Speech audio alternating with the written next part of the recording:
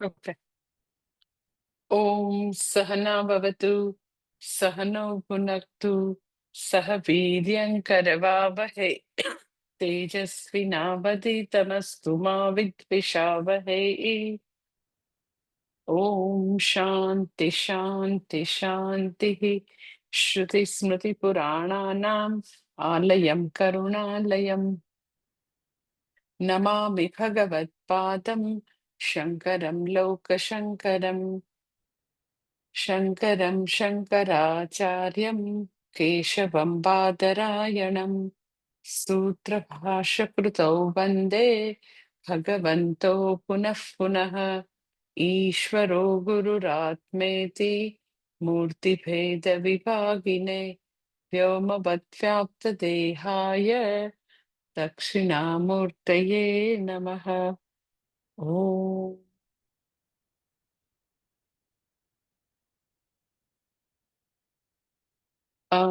भगवद गीता छठो अध्याय श्लोक नंबर 23.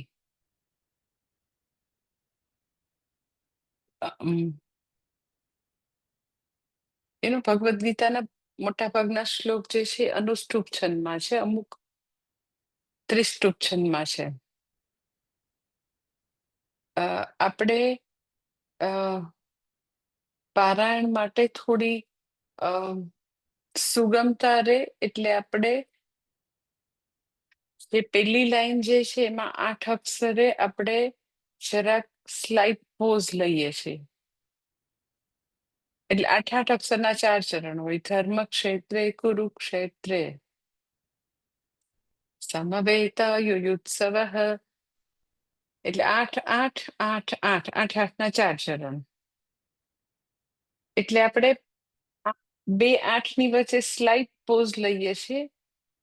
પણ અમુક શ્લોક એવા છે કે જેમાં સ્લાઇટ પોઝ ન આવે, કારણ કે આખો શબ્દ હોય, આખો સમાસ હોય તો ન આવે પોઝ.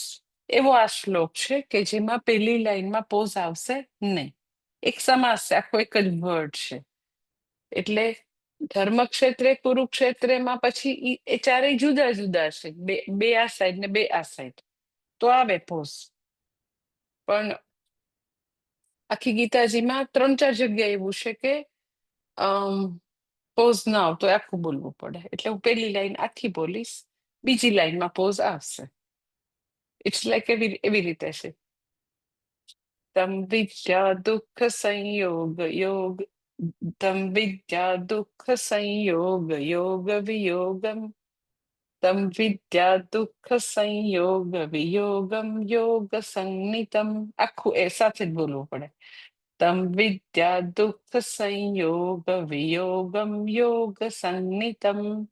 પછી બીજી લાઈનમાં કરી શકાય, સનિશ્ચયેન યોક્તવ્યો યોગો નિર્વિન્ન ચેતસા. પેલી લાઈન આખી બોલવાની છે, કારણ કે એક સમાસ આખો છે. તો આ જે શ્લોક છે 23મો શ્લોક, એ બી બહુ જ ઇમ્પોર્ટન્ટ અને બહુ જાણીતો શ્લોક છે. છઠ્ઠા અધ્યાયના બહુ બધા શ્લોક એવા છે કે ખૂબ જાણીતા છે અને બહુ બધા ઇમ્પોર્ટન્ટ શ્લોક બી હોય. એટલે આ શ્લોક જે છે એ બહુ ઇમ્પોર્ટન્ટ એટલા માટે છે કે અહીંયા આગળ એક્ઝેક્ટલી મોક્ષની વ્યાખ્યા આપી છે. એટલે જોઈએ, પેલા આપણે ભાષાંતર જોઈ લઈએ કે તમ દુઃખ સંયોગ વિયોગમ યોગ સંનિતમ વિદ્યાત. પેલી લાઈન. પછી બીજી લાઈનમાં કે છે નિશ્ચયેન નિર્વિન્ન ચેતસઃ સહ યોગ યોક્તવ્ય.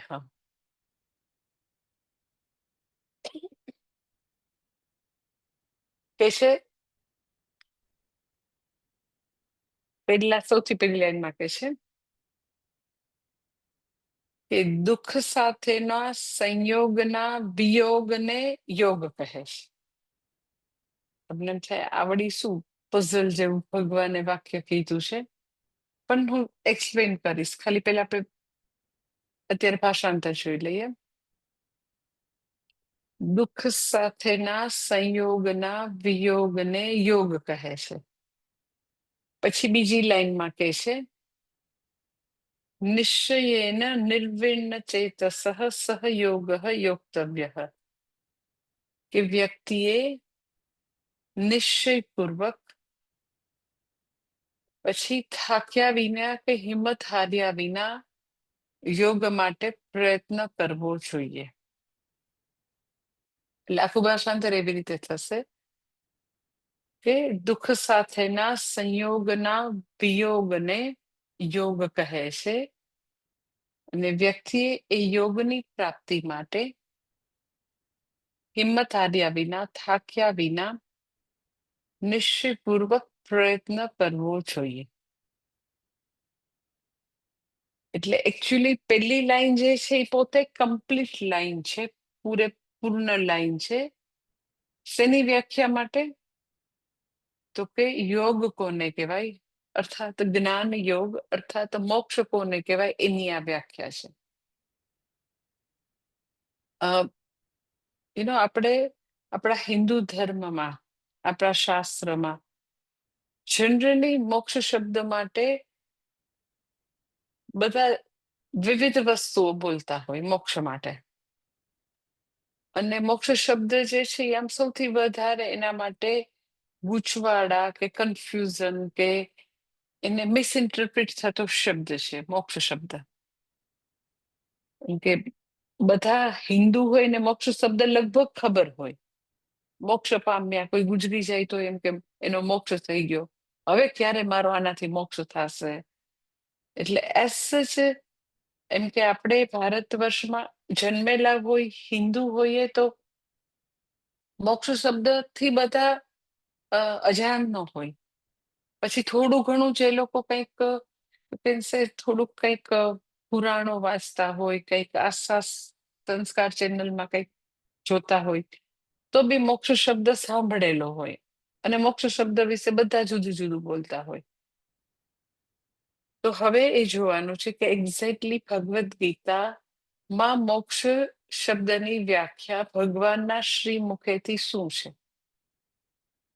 અર્થાત સાવ સાચી વ્યાખ્યા મોક્ષની કઈ છે.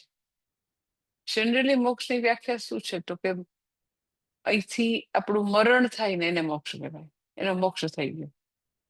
ગુજરી જાય એટલે મોક્ષ થઈ ગયો. ઓર કોઈ વ્યક્તિ કોઈ લોકમાં સીધા આવે, એટલે જે તે કલ્ટવાળા એમ કે તમે અમારામાં આવશો તો તમારો મોક્ષ નિશ્ચિત છે, નહીંતર તમારે ભટકવાનું થશે. એટલે કોઈક ગોલોકમાં જવાનું, શિવલોકમાં જવાનું, કંઈક વૈકુંઠમાં જવાનું, એને બી લોકો મોક્ષ કહેતા હોય. જુદા જુદા લોકમાં જવું એને પણ મોક્ષ કહેતા હોય. તો મોક્ષ શબ્દ એટલે શું છે? તમને એટલી ખબર છે કે ચતુર્વિધ પુરુષાર્થમાં તો કે છેલ્લો પુરુષાર્થ ધર્મ, અર્થ, કામ અને છેલ્લો મોક્ષ છે. ચતુર્વિધ પુરુષાર્થમાં જરૂર મોક્ષનો પુરુષાર્થની વાત છે. તો ભગવાન પેલી લાઈનમાં યોગ શબ્દ અર્થાત મોક્ષની વ્યાખ્યા આપે છે. શું કહે છે? એસ સચ આપણને એવું લાગે કે ભગવાને આમ પઝલ જેવી વ્યાખ્યા આપી, પણ આપણે એટલા બધા ગૂંચવાડા ઉભા કર્યા છે, તો ભગવાન એવું કહેવા માંગે છે કે ગૂંચવાડામાંથી, એ બધામાંથી મુક્ત થવાની પ્રક્રિયા જે છે, પછીથી જે પ્રાપ્ત થાય એ મોક્ષ છે. એટલે આપણા એટલા બધા ગલત ઓરિએન્ટેશન છે, ઊંધા આંટા છે, એટલે વ્યાખ્યા આવી આપવી પડે. શું છે વ્યાખ્યા? તો કે દુઃખ સાથેનો સંયોગ, દુઃખ સાથેનું જોડાણ, સંયોગ એટલે જોડાણ, એ જોડાણ, દુઃખ સાથેનું જોડાણ જે છે એ તૂટે, એનું નામ મોક્ષ. એટલે કેના જેવું છે કે વ્યક્તિ સપોઝ ઉકળતા પાણીમાં, એકદમ ઉકળતું પાણી હોય, એકદમ ભયંકર ઉકળતું પાણી, 100 ડિગ્રી સેલ્સિયસ વાળું, એમાં આંગળી મૂકે તો શું થાય? એને ચેક કરવા કે એટલે આમ એકદમ ગરમ પાણી થઈ ગયું છે. તો પણ તને દેખાય તો છે એકદમ ઉકળે છે, અવાજ આવે છે, ગેસ નીચે ચાલુ છે, તો બી એને એવું થાય કે ના ના મને કીધું તું ને જરાક ચેક કરી લો. તો એકદમ ઉકળતા પાણીમાં આંગળી મૂકે તો શું થાય? તો કે એકદમ જ બળતરા થાય ને ભયંકર ફરફોલા થઈ જાય હાથમાં. તો ઉકળતા પાણીમાં આંગળા મૂકીએ દેટ ઇઝ દુઃખ સાથેનો સંયોગ. દુઃખ સાથેનો સંયોગ થયો. હવે શાંતિ ક્યારે થાય? એકદમ ઉકળતા પાણીમાં હાથ હોય તો શાંતિ હોય? તો દુઃખ સાથેનો સંયોગ છે. હવે તમે બહાર કાઢો તો શાંતિ થાય ને. એટલે આ સંયોગ થયો. બહાર કાઢો એને શું કહેવાય? વિયોગ. તમે જોડાણમાંથી તમારી જાતને મુક્ત કરી, ધેટ ઇઝ વિયોગ. તો એને જ તો કે સુખ અથવા તો મોક્ષ અથવા તો જ્ઞાન અથવા તો મુક્તિ એને જ કહે છે. આપણે બધાએ ખબર નહીં કેવી રીતે પણ બધાએ જન્મો જન્માંતરથી દુઃખ સાથે જોડાણ કરી લીધું છે. જેવી રીતે ઉકળતા પાણીમાં આંગળી મૂકો એવું જ તો કે આપણે બધા જ લેવલે શરીરના લેવલે, મનના લેવલે, બુદ્ધિના લેવલે, ઇન્દ્રિયના લેવલે, અંતઃકરણના બધા જ લેવલે તો કે એવી રીતે દુઃખ સાથે સંયોગ કરી લીધો છે. અને એ સંયોગ કરેલો છે તો હવે એ સંયોગને તોડીએ. જે દુઃખ છે એની સાથેના સંયોગને તોડીએ તો પછી તો કે વ્યક્તિ જે છે એ મોક્ષ પ્રાપ્ત કરે, અર્થાત નિત્ય સુખ પ્રાપ્ત કરી શકે. એટલે નિત્ય સુખ કે મોક્ષની વ્યાખ્યા એટલી જ છે, દેટ ઇઝ દુઃખ મુક્તિ, શોક રાહિત્ય, એ મોક્ષની વ્યાખ્યા છે. એટલે મોક્ષ એટલે બીજું કઈ નથી, નિત્ય સુખ પ્રાપ્ત કરવું, એનું નામ મોક્ષ. ક્યારે પ્રાપ્ત કરવું? તો કે આજે અને અત્યારે. મરણ પછી જે મોક્ષ જેવી વસ્તુ કોઈ છે જ નહીં. અગર નિત્ય સુખ, પરમ સુખ, સચ્ચિદાનંદ જે મારું સ્વરૂપ છે એ સુખ, જે એને નામ દેવું હોય એ છે, તો અત્યારે જ છે, આજે જ છે, આ મોમેન્ટ જ છે. કોઈ એમ કે ના મરણ પછી મને છે ને દુઃખ સાથેનો જે સંયોગ છે ને એનો વિયોગ થશે, તો એ બી કોઈ મોક્ષની વ્યાખ્યા નથી. આજે ને અત્યારે વ્યક્તિ દુઃખમાંથી મુક્ત થાય અને પરમ સુખ અનુભવે, ધેટ ઇઝ દુઃખ સાથેના સંયોગનો વિયોગ. હવે સવાલ થાય કે આપણે જેમ ઉકળતા પાણીમાં આંગળા નાખ્યા હોય એવું કોઈ ફિઝિકલ જોડાણ છે હુંનું દુઃખ સાથેનું? આપણે દુઃખ સાથે જો એવું આપણને ટેન્જિબલ દેખીતું જોડાણ હોય તો આપણે એમાંથી બહાર નીકળી જાય ને. ઉકળતું પાણી હોય એમાં હાથ નાખીએ તો આપણને બળતરા થાય તો એ દેખાય છે, ટેન્જિબલ છે ને. તો આપણો એવો દુઃખ સાથેનો સંયોગ કેવી રીતે છે, કેવા પ્રકારનો છે કે જેનાથી આપણે હંમેશા દુઃખ અનુભવીએ છીએ? તો કે આપણો દુઃખ સાથેનો સંયોગ શાસ્ત્રની ભાષામાં કહીએ તો આધ્યાસિક છે. આધ્યાસિક એટલે કે અજ્ઞાનથી છે જોડાણ. આધ્યાસિક એટલે શું?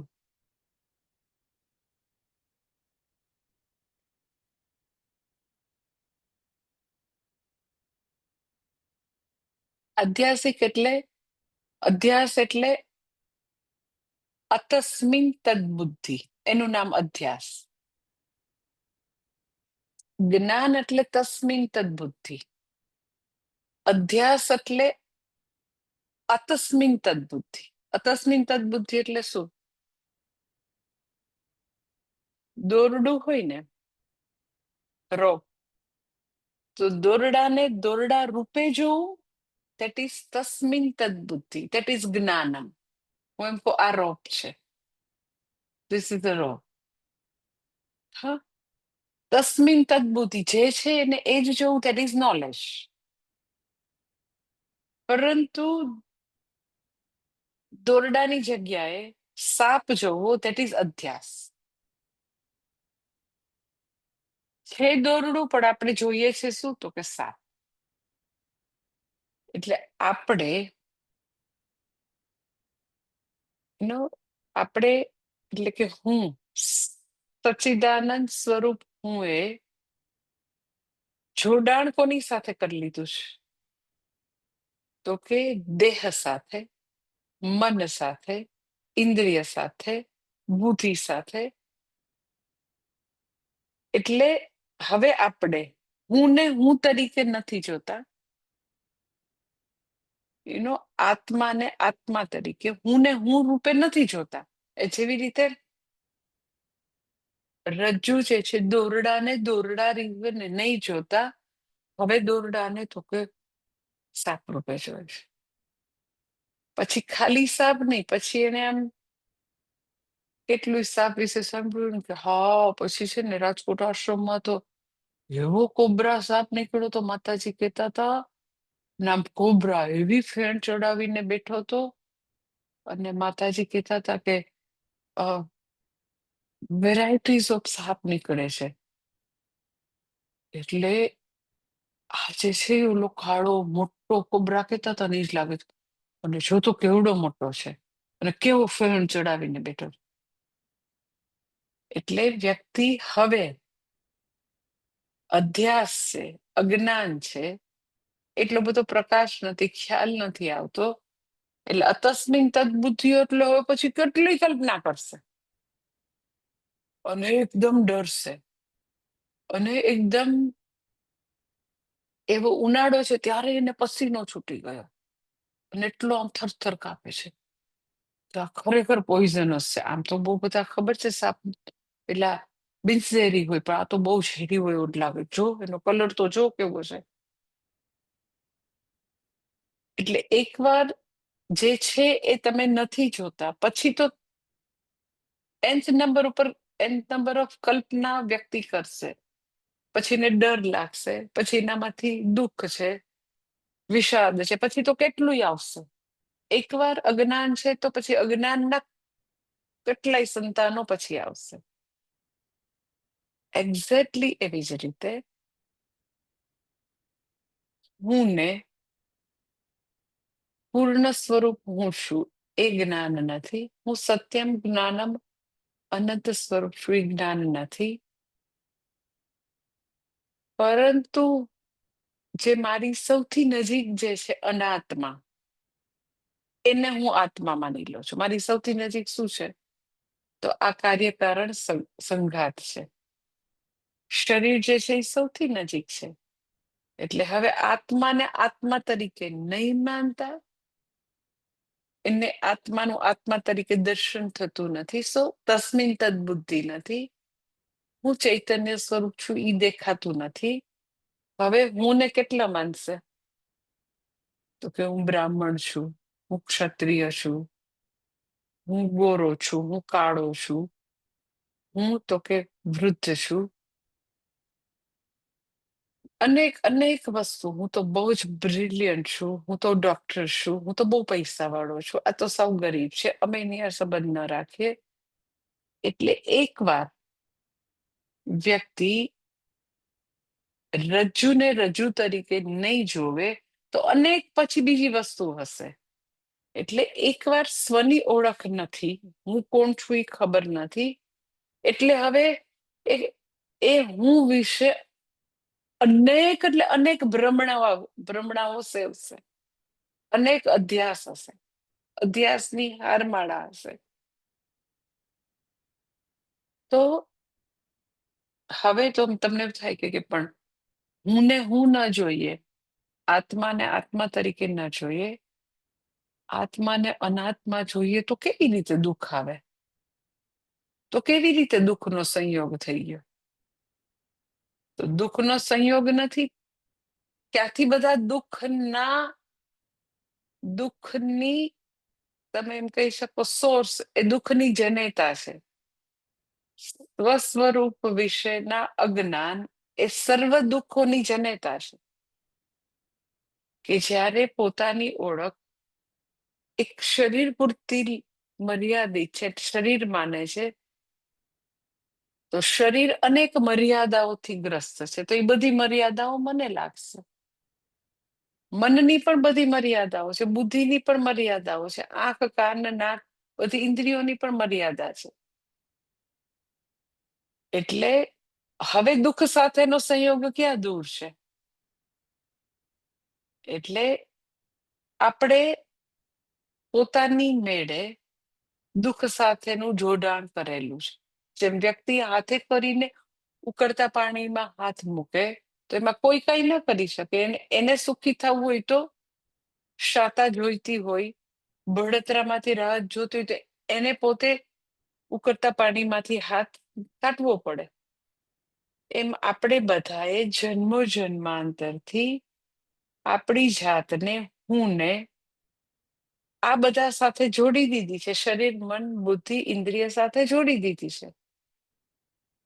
અને એને કારણે દુઃખની હારમાળા છે. એટલે બેઝિકલી દુઃખનું ઉદ્ભવ સ્થાન શું છે? તો કે અજ્ઞાન. કયું અજ્ઞાન? તો કે સ્વ વિષયક અજ્ઞાન. તો ઉકેલ શું હોઈ શકે? સ્વ વિષયક જ્ઞાન. જો સ્વ વિષયક જ્ઞાનથી દુઃખ છે તો સોલ્યુશન શું હોય? તો કે સ્વ વિષયક જ્ઞાન એ સોલ્યુશન હોય. એટલે અહીંયા આગળ એટલા માટે કે છે કે મોક્ષની વ્યાખ્યા તો કે આપણે બધાએ અધ્યાસથી એનો આત્માને અનાત્મા માનેલ છે. તો અધ્યાસ જનિત ભૂલ જે છે, અધ્યાસથી આવું જે નથી એવું માની લીધું છે, એને કારણે દુઃખ છે. અને એવી દુઃખી વ્યક્તિ પછી તમે એમ કહો પણ પછી તો આશ્રમમાં જશે તો સુખી થઈ જશે ને, પછી તો એ ઋષિકેશ જશે તો સુખી થઈ જશે ને, પછી તો હિમાલયમાં જશે તો સુખી થઈ જશે ને, સ્વિટ્ઝરલેન્ડ જશે તો સુખી થઈ જશે. તો નહીં થાય. એ જ્યાં જાય ત્યાં બધાને દુઃખ બાંટતી રહેશે. એટલે વ્યક્તિ કોઈ પણ સ્થાનમાં હોય, કોઈ પણ પરિસ્થિતિમાં તમે મૂકો, પણ બેઝિકલી દુઃખ જે છે એ અજ્ઞાનજનિત છે. તો જ્ઞાન એનો ઉપાય છે.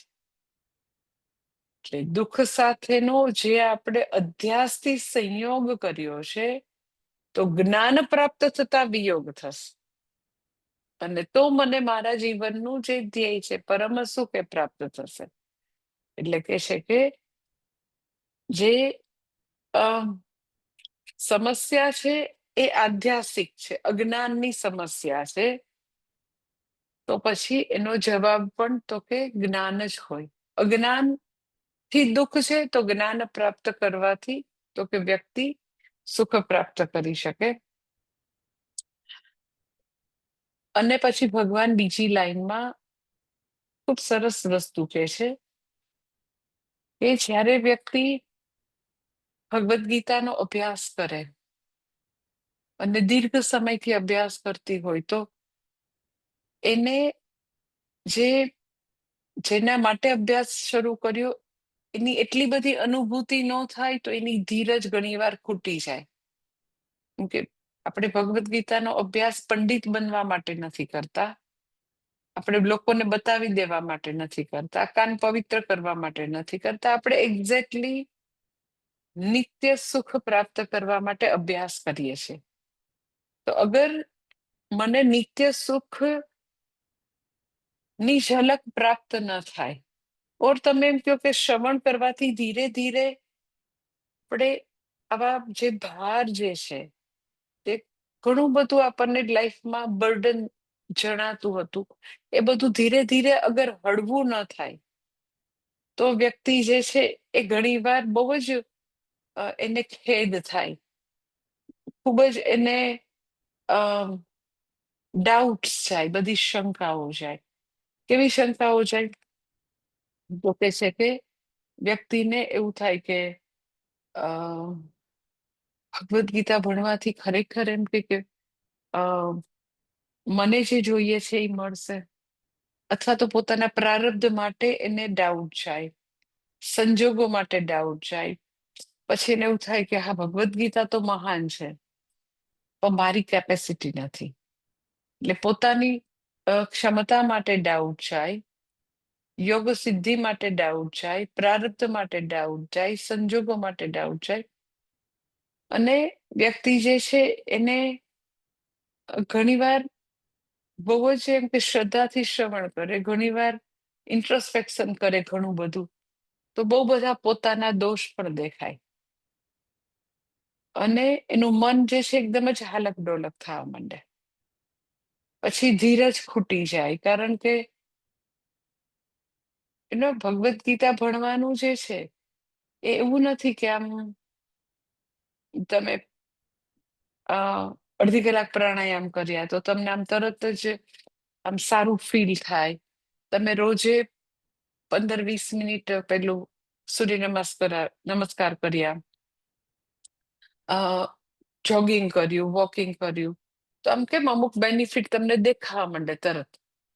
શરીરમાં સ્ફૂર્તિ લાગે, ચુસ્તી લાગે. તો અહીંયા આગળ એમ કે આટલા વર્ષોથી શ્રવણ કરીએ છીએ તો વ્યક્તિને એવું લાગે કે મારામાં કોઈ બદલાવ નથી આવતો, અને મારા જે જૂના સંસ્કારો જે છે, જૂની હેબિટ જે છે, એ મારાથી છોડી નથી શકાતી. અને એવું શક્ય છે, આવા પ્રકારના વિચારો આવે એવું શક્ય છે. એટલા માટે ભગવાન સાધકને અહીંયા બીજી લાઈનમાં એવું કે છે કે નિશ્ચયપૂર્વક અને ખેદ રહિત થઈને વ્યક્તિએ યોગ માટે પ્રયત્ન કરવો. જ્ઞાન માટે પ્રયત્ન કરવામાં બે વસ્તુ કે છે કે દ્રઢ નિશ્ચયથી પ્રયત્ન ચાલુ રાખવો. શા માટે દ્રઢ નિશ્ચય છે? તો કે આ બધું એનું સાધનાના માર્ગમાં કે આપણે ભગવદ્ ગીતા ભણતા હોય, આપણી ભક્તિ કરતા હોય, તો એમાંથી ડેવિએટ કરનારા, એમાંથી આપણને ઊંધા માર્ગે ચલાવનારા ઘણા બધા પરિબળો હોઈ શકે. કારણ કે ઘરમાં ઘણી વાર એવું થાય કે ફેમિલીમાં તમે એક કે બે વ્યક્તિ જ કરતી હો શ્રવણ, એકાદ વ્યક્તિ કરતી હો, તો બાકીના બધા જે છે એ એની દુનિયામાં મસ્ત હોય, તો તમને ઈ લોકોને તમે સિન્સિયરલી ભણતા હો, નોટ લખતા હોય, તો એને સમજાય જ નહીં કે આ શું કરે છે સતત. એટલે બધાનું એવી સપોર્ટ સિસ્ટમ કે બધા ન હોય. પ્લસ મેં તમને કીધું કે વ્યક્તિત્વમાં પરિવર્તન કરવું એ ઈઝી નથી. બહુ જ નિશ્ચય જોઈએ, બહુ જ સાવધાની જોઈએ. કોઈ પણ સારી ટેવ હોય ને એને કેળવવા માટે you can say like continuous 40 દિવસ કે 50 દિવસ સુધી તમારે પ્રયત્ન કરવો પડે. ધારો કે તમે ખાલી સિમ્પલ એટલું નક્કી કરો ને કે રોજે હું 7 વાગે ઉઠું છું ને સવારે, પણ હવે મારે કાલથી 6 વાગે ઉઠવું છે,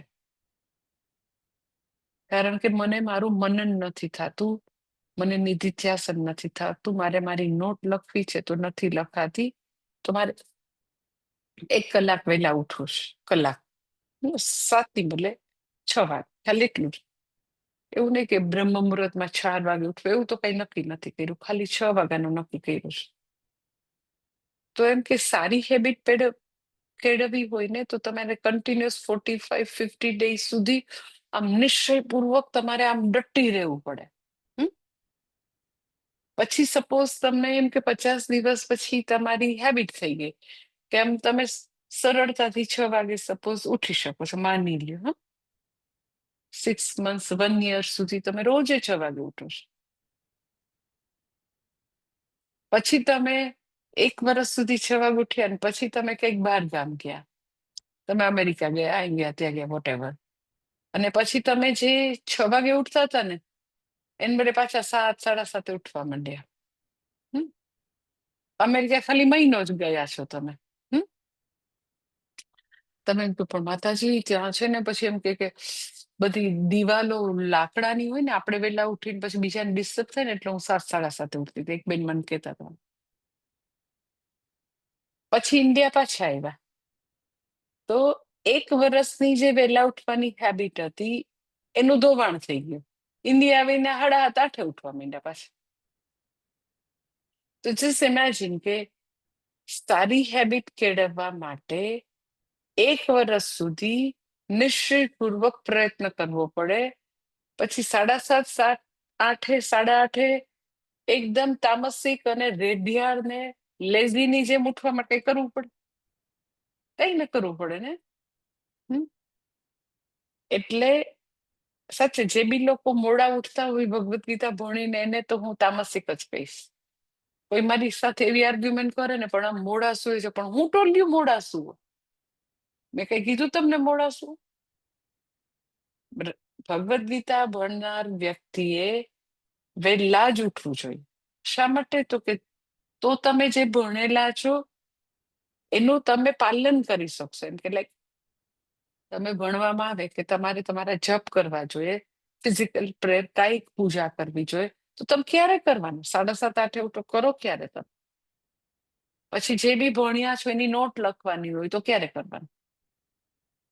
તમે કહો પણ 12 વાગે સૂઈએ છે. અરે 9 વાગે તો રાતે જમીએ જ. પણ કોણે કીધું 9 વાગે છે જમ? હું મારું ટાઈમ ટેબલ અમસ્તી કહું તમને કે હું પ્રવચન લેવા બેસું એની પહેલા હું જમી લઉં છું 6 વાગે. તો ભૂખ ન લાગી જાય તો ભલે ને ભૂખ લાગે. ભૂખ લાગે તો કઈ થોડા આપણે ગુજરી જાય. આપણે ખાલી એમ કે સરસ મજાના પાણીના 2 ગ્લાસ પીને સુઈ જવાનું એવું હોય તો બહુ ભૂખ લાગે તો. અને કેટલીક વાર એવી ભૂખ જે છે એ તમને પરેશાન કરે.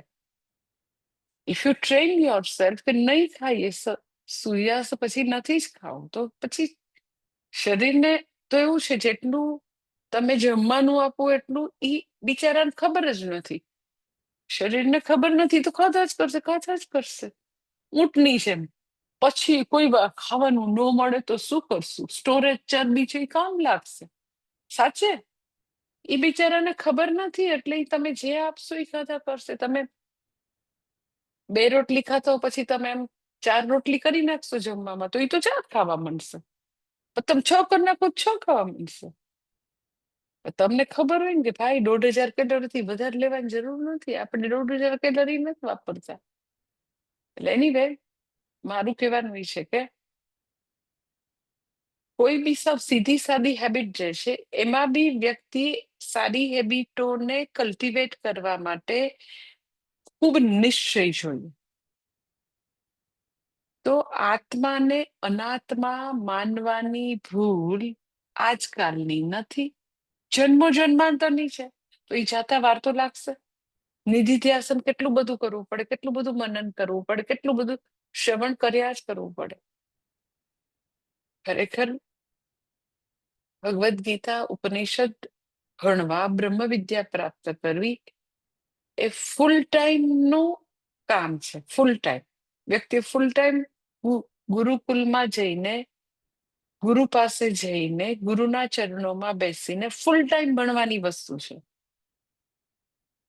તો આપણે વીકમાં ખાલી 2 વાર ગીતાજી ભણીએ અને પછી આપણે એવી આશા રાખીએ કે મારા જે બધા એવી હેબિટ છે, મારામાં તમસ છે, મારામાં જે ગુસ્સો છે, મારામાં એવું કર્તવ્ય પરાયણતા નથી, એ બધી વસ્તુ છે એ બસ રાતોરાત જતી રહે. તો એવું નથી થવાનું. એટલે અહીંયા ભગવાન કહે છે ભાઈ નિશ્ચયપૂર્વક તમારે ધ્યેયને વળગી રહેવું પડશે અને ખેદ રહિત થઈને. કેમ કે વચ્ચે વચ્ચે આપણને દુઃખ થાય, અંતઃકરણ જેમ જેમ શુદ્ધ થાય એમ પોતાના દોષો દેખાય. જે બી લોકોને અગર ડાયરી લખતા હોય, ઇન્ટ્રોસ્પેક્શન કરતા હોય, પોતાના દોષ દેખાતા હોય તો માનો કે આપણું અંતઃકરણ શુદ્ધ છે. પછી દોષ દેખાય, પછી આપણે એની ઉપર કામ કરીએ. તો કામ કરીએ તો બી આપણે દોષમાંથી મુક્ત ન થઈ શકીએ. લાઈક કે મેં હમણાં સવારના તૈત્તરીય ઉપનિષદના પ્રવચનમાં હું કહેતી હતી કે નહીં, હું તો મારો અનુભવ કહું છું કે મને મારી લાઈફમાં એમ કે હંમેશા એવું થાય કે કોઈ વસ્તુ ક્યાંય નથી બોલ્યા, નથી કીધું, એનો કોઈ દિવસ ગેરફાયદો થયો, એનાથી તકલીફ થઈ એવું મને નથી લાગતું. પણ જ્યારે કીધું છે એના ગેરફાયદા ઘણી વાર મેં જોયા છે કે વ્યક્તિ સમજી ન હોય, વ્યક્તિ જુદું ઇન્ટરપ્રેટ કરે, તમારો ભાવ ન હોય એવું બી માની લે. એટલે હું તૈત્તરીય ઉપનિષદના ક્લાસમાં કહેતી હતી કે બે એવી કહેવત છે કે બોલે ના બોર વેચાય, ન બોલ્યામાં નવગુણ. તો આપણે બોર નથી વેચવા, ન બોલ્યામાં નવગુણ. એટલે બોલવાનું ઓછું ને ઓછું, ઓછું ને ઓછું, ઓછું ને ઓછું કરવાનો પ્રયત્ન કરો. કારણ કે એ હું નથી કહેતી, મંત્રો કે છે, આપણા ઉપનિષદના મંત્ર કે છે કે મારા કાન ઘણું બધું સાંભળે, જીભ બહુ બોલે એવું ક્યાંય નથી, એકય શાંતિ મંત્ર નથી, એકય વૈદિક મંત્ર નથી. તો સપોઝ તમે એવું સાંભળો કે ના, હવેથી મારે મિનિમમ બોલવાનો પ્રયત્ન કરવો છે. મેં કીધું હતું કે જ્યારે વ્યક્તિને ખૂબ જ બોલવાનું થાય, બધા લોકોને હોય છે ને, એક વ્યક્તિ એમ કહ્યું, બધાને બહુ બોલવાનું ઈચ્છા થાય, એ ઇનર પ્રેશરની નિશાની છે. એટલું અંદર પ્રેશર છે. એ પ્રેશરને તમે રિઝોલ્વ નથી કર્યું. રિઝોલ્વ કેવી રીતે કરી શકો? તો કે ડાયરી રાઇટિંગથી. હવે તમે આવું બધું જ્યારે સાંભળો કે આપણે સારા શ્રોતા બનવું જોઈએ, ઇન્ટ્રોસ્પેક્શન કરવું જોઈએ, દમઃ શમની પ્રેક્ટિસ કરવી જોઈએ. બોલવામાં દમઃ શમની પ્રેક્ટિસ બહુ જ કામ લાગે. પણ એવું તમે લાવી ન શકો, એવા પ્રકારનું પરિવર્તન લાવી ન શકો તો ખેદ થાય. અરે, હું એટલો પ્રયત્ન કરું ને મારાથી થતું જ નથી. પાછી જૂની હેબિટ આવી જ જાય છે. પેલા બળબડ કરતા હતા, અત્યારે આવી જ જાય છે. It was totally અનનેસેસરી. એટલું બોલવાની ક્યાં જરૂર હતી? જોને માતાજી પાસે પ્રવચનમાં સાંભળીએ, પણ તોય મારાથી પાલન નથી થતું. દેટ ઇઝ ખેદ. પ્રયત્ન કરાય, પછી પાછું એમાં આપણે નિષ્ફળતા મળે તો પાછો પ્રયત્ન કરાય, પણ ખેદ કરવાની જરૂર નથી. હું તો બરાબર નથી, મારામાં તો શક્તિ જ નથી, મારામાં તો અધિકારીત્વ જ નથી, મારામાં તો બહુ જ ઇનર પ્રેશર છે, એવું એવું જે ઇલ્ઝામ લગાવવો ખુદ પર, દેટ ઇઝ ખેદ. એટલે ભગવાન અહીંયા બે વસ્તુ કહે છે કે વ્યક્તિએ નિશ્ચયપૂર્વક સ્વસુધારણા માટે પ્રયત્ન કરવો, સતત પોતાની ઉપર કામ કરવું. અને કામ કરતી વખતે તો કે પોતાના દોષો બહુ મોટા દેખાય. જેટલી ભક્તિ કરો, તમારું હૃદય શુદ્ધ થાય, તો પોતાના દોષ બહુ મોટા મોટા દેખાય. પેલા કેવું હતું સાધકની અવસ્થા કે બીજાના દોષ મોટા મોટા દેખાતા હતા. હવે કેવું થઈ જાય તો કે પોતાના દોષ દેખાય. એટલે એવી વખતે તો કે વ્યક્તિ જે છે એ ખેદ રહિતની થઈને પ્રયત્ન કરે. કારણ કે આપણા જે આદર્શો હોય, આપણે જેવા બનવું હોય, અને આપણે એકચ્યુઅલ છીએ, આઈડિયલ હું અને એકચ્યુઅલ હું, એમાં હંમેશા અંતર હોય. એટલે જેટલી જેટલી સાધના કરી એટલું અંતર ઓછું થાય, પણ અંતર તો રહેવાનું. અને એવે વખતે તો કે આધ્યાત્મિક વિઘ્ન આવશે, આદિ ભૌતિક વિઘ્ન આવશે, આદિ દૈવિક વિઘ્નો આવશે. ત્રણેય પ્રકારના વિઘ્નો આવશે. એટલે આપણે એમ કે સારા કામમાં સો વિઘ્ન. એટલે આપણે આપણું એકદમ જ આમ નક્કી કરીને આપણે આમ કહ્યું કે હવે આમ એક એક શ્લોક ભગવદ્ ગીતાના લખવા છે, તો ઘણી બધી મુશ્કેલીઓ આવે. મુશ્કેલી તો આવતી જ હોય, પણ આપણને ત્યારે દેખાય. એટલે આપણે કઈ સારા કામમાં સો વિઘ્ન. વિઘ્ન તો કયા આવતા જ હોય. તો બહુ જ વિઘ્નો આવે, આપણને આપણા દોષ ઘણા બધા દેખાય. તો એવે વખતે તો કે વ્યક્તિએ ખેદ રહિત ના થઈને નિશ્ચયપૂર્વક પોતાનું કામ ચાલુ રાખ. એટલે વ્યક્તિ જે છે એ કોઈ બી વ્યક્તિ એવું ન વિચારી શકે કે અરે, હું તો મંદ અધિકારી છું, મારામાં તો અધિકારીત્વ જ નથી. તો નચિકેતા જેવા ખૂબ જ ઉત્તમ અધિકારી શિષ્યો ખાલી બુકમાં જ હોય. આપણે બધાએ જ્યારે બી આપણા ગુરુ પાસે આવ્યા હોય ત્યારે મંદ અધિકારી તરીકે જ આવ્યા. પછી વ્યક્તિનું અધિકારીત્વ ધીરે ધીરે કેવી રીતે વધે ખબર છે? તો એક જ વસ્તુથી વધે, ધેટ ઇઝ શ્રદ્ધા. કે ગુરુ વાક્ય અને શાસ્ત્રના વાક્યમાં શ્રદ્ધા હોય. એટલે તમને શ્રદ્ધા હોય તો તમે કેવી રીતે શું કરો? તો કે નવ કોઈ દિવસ શ્રવણ જે છે આપણે એમાં ક્યારેય પ્રમાદ નથી કરવું. આપણે હંમેશા ઓનલાઈન ક્લાસ ભરવા, ઇન પર્સન ક્લાસ ભરવા, શિબિર ભરવી, તો એ તમારી શ્રદ્ધા અને સાધના છે, શ્રવણની સાધના છે. એટલે વ્યક્તિ જે છે એ પૂર્ણ અધિકારી બનીને ન આવી હોય, પણ શ્રદ્ધાપૂર્વક ગુરુ કેમ કર્યા કરે તો અધિકારીત્વ વધે. આવ્યા હોય ત્યારે ખરેખર બધા મંદ અધિકારી તરીકે જ હોય. નચિકેતા બનીને કોઈ ન આવ્યું હોય. યમરાજા કઠોપનિષદમાં એવું કે તારા જેવો શિષ્ય જે છે એ બધાને પ્રાપ્ત થાય. એમ કે નચિકેતા, એમ કે ખરેખર એમ કે તું એવો તેજસ્વી શિષ્ય છો, તો એવો ઉત્તમ અધિકારી કે આમ 8 વર્ષનો હોય ત્યારે એને એમ કે ધનની, અર્થ પુરુષાર્થ, કામ પુરુષાર્થ બધાની અનિત્યતા દેખાય, મર્યાદા દેખાય.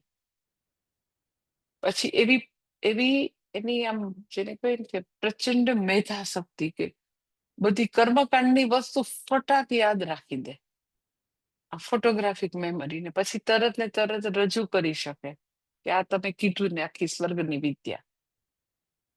તો એવા ઉત્તમ અધિકારી ગુરુ પાસે આવતા નથી. ગુરુ પાસે જે આવે ઇનિશિયલી મંદ અધિકારી હોય. પણ મંદમાંથી પ્રગતિ કેવી રીતે થાય? મંદમાંથી મધ્યમ, મધ્યમમાંથી ઉત્તમ કેવી રીતે થાય? તો કે ગુરુ વાક્યમાં શ્રદ્ધાથી. આટલું જ, આઈ ટેલ યુ આટલું જ. ગુરુ વાક્યની શ્રદ્ધા એને દિન પ્રતિદિન તો કે મંદ મંદમાંથી મધ્યમ, મધ્યમમાંથી ઉત્તમ તરફ ગતિ કરે. એટલે વ્યક્તિ જે છે એને ખેદરહિત ના થઈને સંકલ્પપૂર્વક સાધના શું કરવાની? તો કે પેલી સાધના આ કરવાની કે પોતે શ્રવણ મનન નિષ્ઠ બને. શ્રવણ નિષ્ઠ બને, મનન નિષ્ઠ બને, ધર્મમય જીવન જીવે, પ્રાર્થનામય જીવન જીવે, કર્મયોગનું જીવન જીવે. આટલી વસ્તુ એને ઉત્તમ અધિકારીત્વ તરફ લઈ છે. પછીથી વ્યક્તિના જીવનમાં ખેદ નહીં હોય. એટલે જે શાસ્ત્રની વસ્તુઓ જે છે એને જીવનમાં લાવવું પછી એના માટે સરળ બની જશે.